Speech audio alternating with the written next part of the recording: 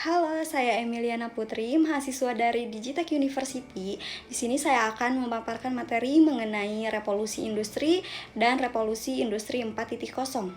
Sebelum memasuki materi tersebut, saya akan memaparkan sebuah sejarah awal mula terbentuknya revolusi serta revolusi industri 4.0.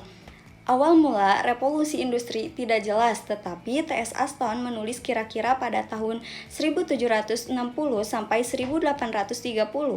Kemudian, ekonomi dan teknologi dengan lahirnya revolusi ilmu pengetahuan menjadi melatar belakangi lahirnya revolusi industri di Inggris Raya, dan ini menjadi momentum Inggris dengan pesatnya perkembangan kapal tenaga uap, dan kemudian di akhir abad tersebut perkembangan mesin bakar dalam dan perkembangan pembangkit listrik. Lalu di sini ada perbedaan sebelum dan sesudah revolusi industri.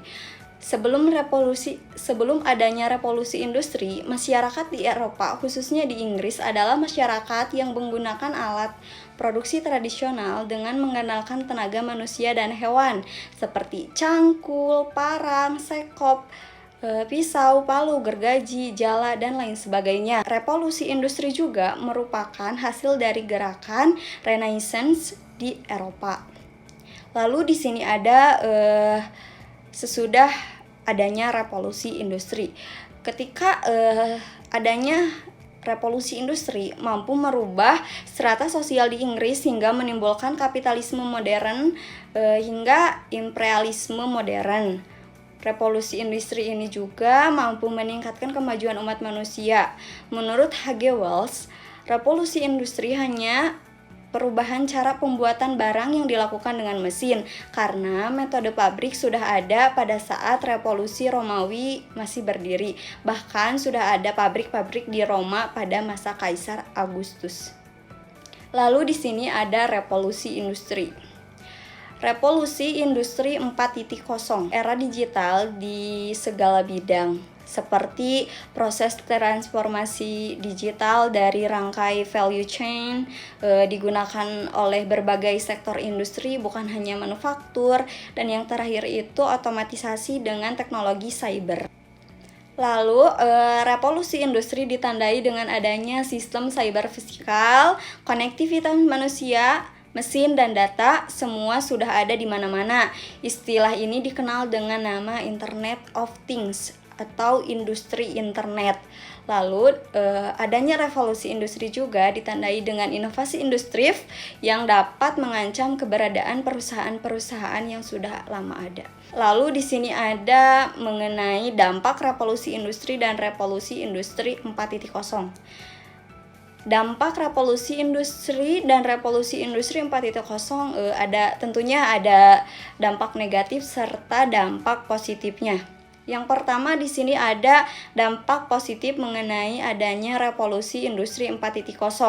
Yang pertama, dampak positif tersebut adalah memudahkan dalam mengakses internet, yang pertama, kemudahan dalam mengakses informasi dikarenakan dapat menggunakan gadget dimanapun teknologi lainnya. Lalu yang kedua ada efektivitas dalam bidang produksi dengan mengganti tenaga manusia yang ada dan menggantinya dengan teknologi mesin. Selain mengurangi biaya produksi karena mengurangi penggunaan tenaga kerja, dengan menggunakan teknologi dapat meningkatkan hasil produksi. Lalu yang ketiga ada dapat meningkatkan pendapatan nasional karena dapat memproduksi barang dalam waktu yang relatif singkat dengan kualitas yang baik. Lalu yang terakhir dalam dampak positif yang bisa dijelaskan adalah yaitu adanya peningkatan peluang kerja bagi tenaga ahli. Hal ini dikarenakan walaupun menggunakan mesin tetap saja membutuhkan tenaga ahli manusia untuk menggerakkannya.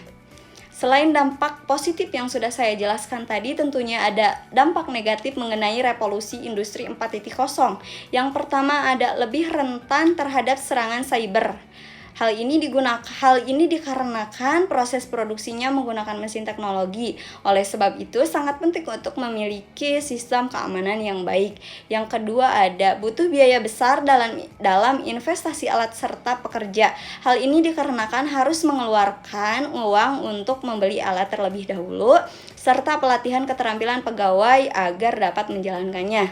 Yang ketiga yaitu adanya urbanisasi, di mana meningkatkan jumlah populasi masyarakat yang ada di kota besar. Lalu yang terakhir ada berdampak untuk lingkungan. Hal ini dikarenakan dengan penggunaan mesin yang ada dapat menghasilkan polusi udara, limbah dalam jumlah besar, serta hal negatif lainnya yang dapat merusak lingkungan.